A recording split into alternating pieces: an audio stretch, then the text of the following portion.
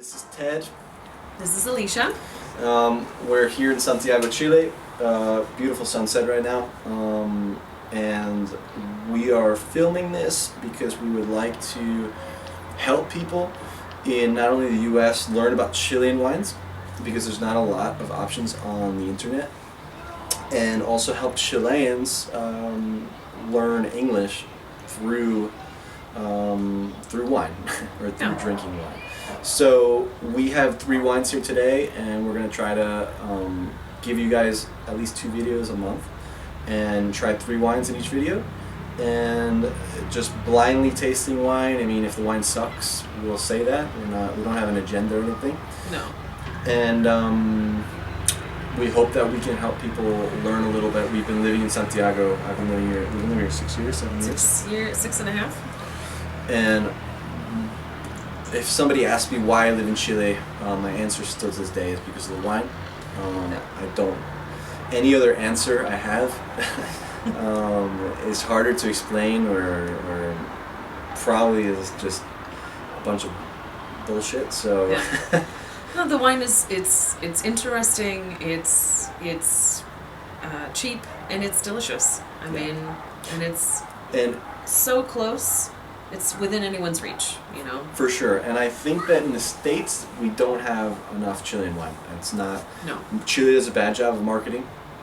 They're working on it. They're working on it. Yeah, it takes a while. I know, and it's. Think of California wine 20, 30 years ago. For sure. No, but that's what we're doing here. Yep. Marketing Chilean wine. We're trying to show you guys, and yeah. So let's just delve in. The first wine we're gonna try is I'm gonna hold it up to the camera. It's a Pinot Noir. I think Alicia knows a little bit more about this vineyard. So.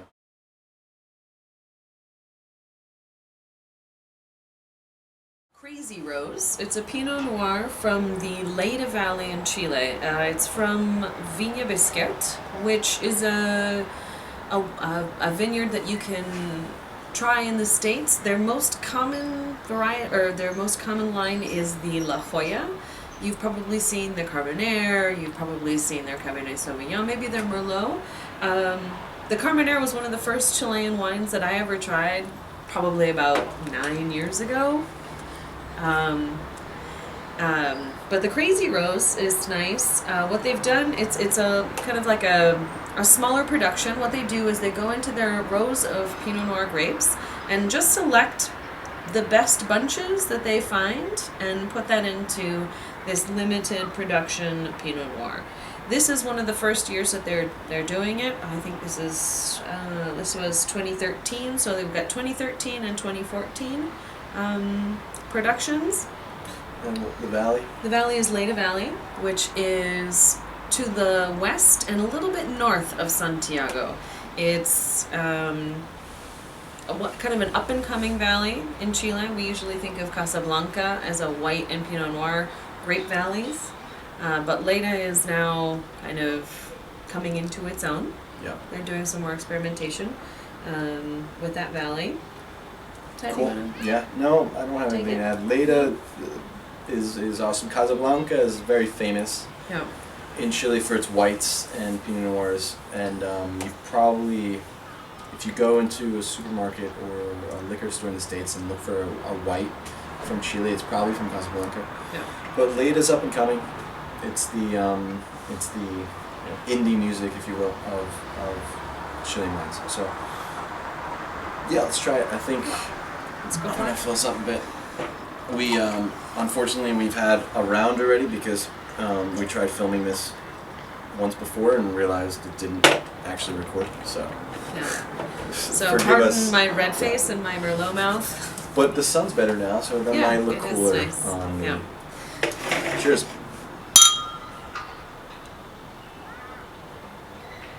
You know, it maintains the aroma every time. It smells the same. Well, strawberry. It does, yeah. Strawberry for sure. But it's not a strong fruit smell like I get from a lot of other Pinot Noirs. I'm actually getting a little bit of pear. I don't know. This is after 3 glasses, but I'm getting a little bit. I don't eat a lot of pear, so maybe it's completely off. But I'm getting like a really ripe pear, like maybe even a pear type of liquor or schnapps. Could be. Or maybe that's just fruit for me. But yeah, not very fruity. For Pinot Noir, I think this is in your nose, not as fruity as others. So. Yeah. And Pinot Noir is kind of a newer thing for Chile to be doing. You see a lot of California Pinot Noirs, but Chile is working on it, and they're usually not as sweet as a California. That's got a very nice aroma, so it's a good shot.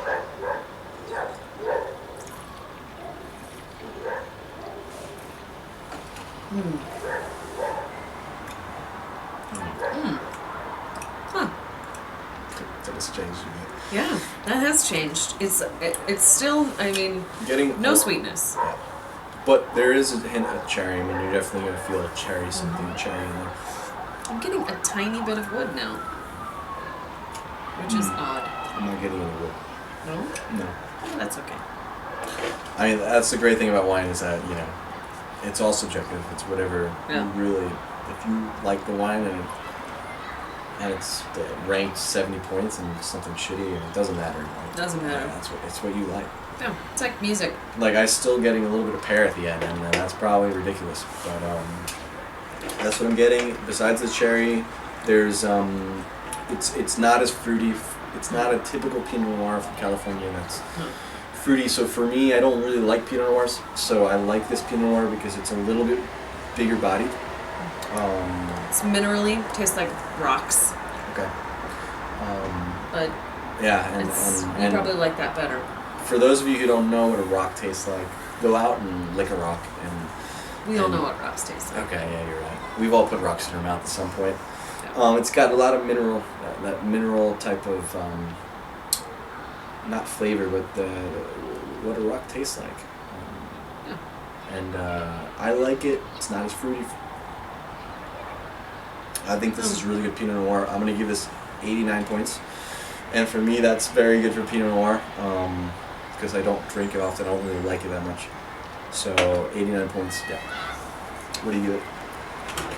I'm not as generous in this with this one as you are. I'm more 86 on this one. You like that typical? I like it a little sweeter. I kind of feel like this is just a Carmenere that's been in the refrigerator. Okay. Which is fine. I mean, I love Carmenere, but Which, by the way, you can throw Pinot in the fridge. yeah. In the States, not a lot of people know it. My mother never does, and I keep telling her, That's- Mom, I'm try sorry. it cold, and she's like, why? Wine isn't cold. Yeah. It is. In Chile and a lot of parts of the world, I think they chill the Pinot Noir. Yeah. It's And- not so cold as a white. Right. Maybe not so cold Yeah. as a Sauvignon Blanc.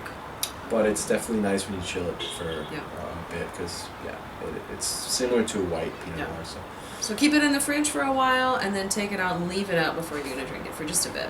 definitely. So cool, but not cold, Cool. is what I recommend. So this is wine number 2. This is a Carmenere from the vineyard Santa Rita. This one you can definitely find in the States, I'm sure of that. It's Medalla Real is the name, and it's a Grand Reserva, which is the third line in Chile. You have the varietal, which is the first line, the cheap wine, then you have reserve wines, and then you have grand reserves. And this is a Grand Reserve. It's from 2012. It's from Colchagua Valley, which is a little about 2.5 hours south of Santiago, the capital. And Colchagua is known for its Carmeneres or its Cabernets, strong, full-bodied red wines. It gets hot in the day, cool at night. Some of the best wines from Chile come from Colchagua, especially Apalta, Marchile, those areas. If you want to go wine tasting, this is where you go. Yeah, this is the Napa Valley, if you will, Napa, the Sonoma. of Chile. Exactly. If you come to Santiago, you definitely got to go to Santa Cruz, which is the heart of the Colchagua Valley wine making region for sure. Yeah. Don't really have much else to say about this besides the Carmenere grape was a lost grape. There was a plague. Phylloxera. Yeah, in France, and they lost all of their Carmenere grapes. Lo and behold, in I think the late the late 80s, early 90s, a French winemaker came to Chile, was visiting the winery Carmen, and discovered that those grapes, he thought that the grapes were not Merlot. They were mistaken for Merlot for years. It was actually Carmenere. I think to this day, Chile's not known for its Merlot, and if you still drink the Merlot, I think there's still a lot of places where it's Carmenere, and they still haven't realized. But they do have some really great Merlots as well, that just under the radar. And we'll try some on the show for sure. But Carmenere is the staple grape of Chile for sure. If Argentina has Malbec, Chile's Carmenere.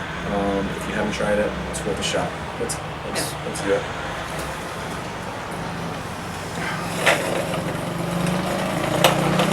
You'll see, looking at this, the color is a lot darker than the Pinot Noir. It's a fuller grape. Definitely. And in the nose, it's peppery, and that's Carmenere. At least Carmenere from Chile. I don't think I've had a Carmenere from elsewhere. You're gonna get in a spicy type of. And it's gonna be not fruity much. This is a kind of a gardeny vegetable Definitely. kind of a saying smell. that it's not fruity at all, No. like a typical Pinot Noir or anything. This is like, it tastes like spring if you're like just. Yeah. Green and red pepper. Yeah, some green and red pepper. You know. Black Spicy. pepper, spicy. Not getting much fruit at all. No. Not getting much fruit at all. All right, let's try it. Cheers. Cheers. Gotta look at the eyes, by the way. Yes.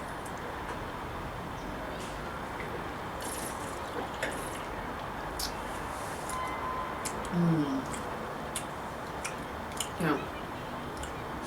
Those bell peppers are really shining through Like I'm still. in the mouth. The nose and the mouth are very similar. I get maybe a bit more fruit in the mouth, but still, like the bell peppers, Yeah. the black pepper, the spice. It's not.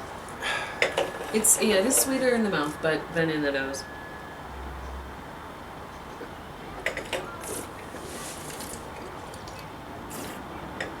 But this one definitely hits the back of your throat in a kind of sharper way than the Pinot Noir does. Oh, for sure. And this is it is a stronger wine. Definitely more alcoholic wine. Yeah. Really good though. If you're wondering why we're making weird sounds in our mouth, you really want to have the wine touch every part of your mouth if you're really gonna, get the most out of it. So the idea is that you like swish it around like as if you were, cleaning your mouth out with what do you call it? Listerine. Mouthwash. Listerine. Mouthwash. Plaques. And then try to put a little bit of air in there, so you try to breathe in some air so that more of the aromas come out. This is definitely more tannic. Definitely more tannic. I'm not getting a lot of fruit. I don't really know what else to say about it. It's definitely not the fullest bodied wine, but it's definitely more full bodied than Pinot Noir. Yeah.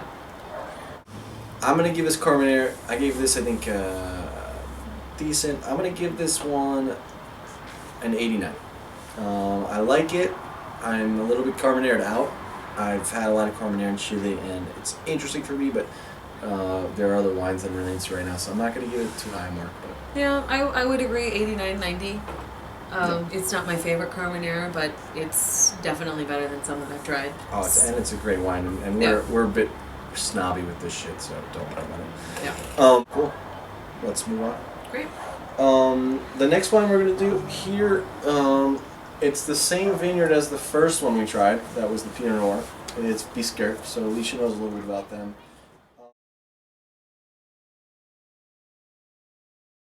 It's also from Colchagua, the valley we talked about, but it's from a specific region called Marchiwe, which is, they produce really, really exceptional wines. Yeah. This is 75% Syrah, 25% Cabernet Sauvignon. That's right up my alley. I love Syrah from Chile. I think it's maybe the best grape they have. And Alicia knows a little bit more about why it's called Q-Clay. Yeah. It's called Q-Clay because it's talking about the layers of soil. It's the quaternary clay. So basically, There were 4 levels of clay, different kinds of clay, some granite, and Marchiwe itself is closer to the sea, so it's farther to the west. So it's in this very interesting kind of downslope on the second set of mountains. Chile is in a very kind of geographically interesting place, set between 2 mountain ranges. So what happens here is there's the 4 layers of soil, and that's how we get the quaternary clay. It's that's beyond me, but well, the terroir. terroir. We still don't know actually how to pronounce that. No, terrible. We got to study French. But that's where the name comes from, the soil. And that'll come out in the later flavors of the wine. Is what that will come up in. Well, it's enough blabber. Yeah, let's taste it. Let's get down to business. This one also you want to let sit for at least an hour. Open it. Don't drink it right away. That even if it's a terrible day and you need to drink something, I would suggest vodka. It's the case. You need to let this sit. You gotta let this breathe, and ideally you let it breathe in a glass, not in the bottle. If you can pour it into a glass and let it sit there, maybe give it a stir every now and then. I don't know how good a wine breathes in the bottle. So. All right. Yeah. Wow. Well, every time we do that, I get hit with the same bam. Yeah, French oak. French oak. It's 18 months into French oak, and I would say it's probably the first use French oak. I could be wrong there, but it's really strong probably. French oak. Oh. You were talking earlier about the different levels of wine. This is going to go beyond the Grand Reserve and maybe reach up to their icon wine, they call it. Right. Good call. So this bottle is going to run you, depending on where you are, $45 or $50. Yeah. Even here in Chile, it's about $40, maybe $35. Yeah. French oak, I mean, it's really hard to get past that French oak. I'd say a little bit of vanilla, which is cheating because that comes from the oak. Yeah. The vanilla taste, it's hard to, kind of like the other ones we've tried, I'm not getting a lot of fruit. This has got, like you say, oak, vanilla. Yeah, it's hard A little tobacco for me. A little tobacco, but no, not a lot of fruit. I think the wood is kind of overpowering this one. It really is. Not in a bad way necessarily, but no, I mean it smells great.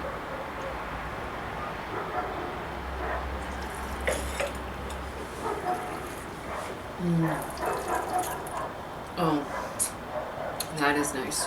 Now that's tannins. It makes me. When you get that sound at the end of wine, dry wine, tannically, really nice. Great long finish. I mean, it's still coming. It's still in there. It's still coming. God, I like that. Yeah, no, you could. You really need to like big-bodied wines if you're going to drink this. You need to have some food with this wine.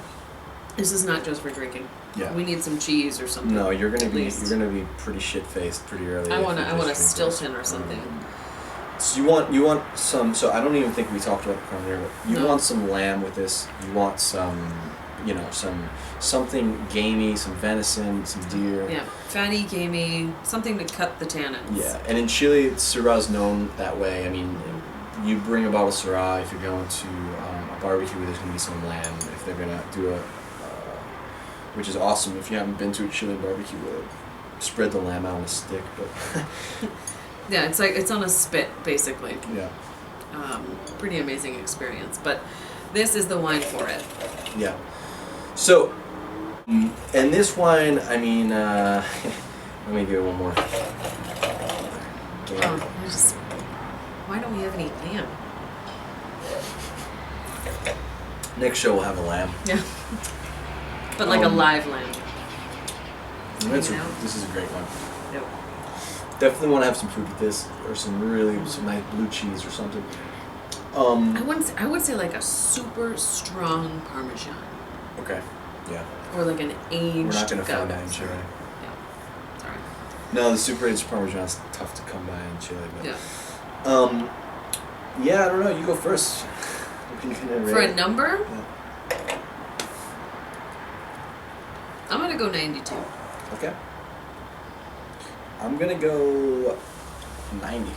90? Yeah, I really like this wine. I think it's great, but it's not cheap. It's not that expensive either, but it's not cheap, and I feel like, I don't know, for me, I always take that into consideration. That is a good point. Yeah, and this is a great wine, and it's probably even better if I had a lamb in front of me, as Alicia said. Yeah. But I'm gonna give it only 90 points. No, and again, that's the Minnesota coming out of me. I'm nice, maybe, but no, I like It's a this great wine. wine, though. It's really good, and I think it just keeps getting better the longer you leave it out. Yeah, It really definitely does. take it out. Open that bottle way ahead of time. Cool. Well, Great. I think we're done. That's it. Thanks for tuning in. This is Ted again. This is Alicia. We'll see you next time. We'll see you next time, and I hope you got something out of this.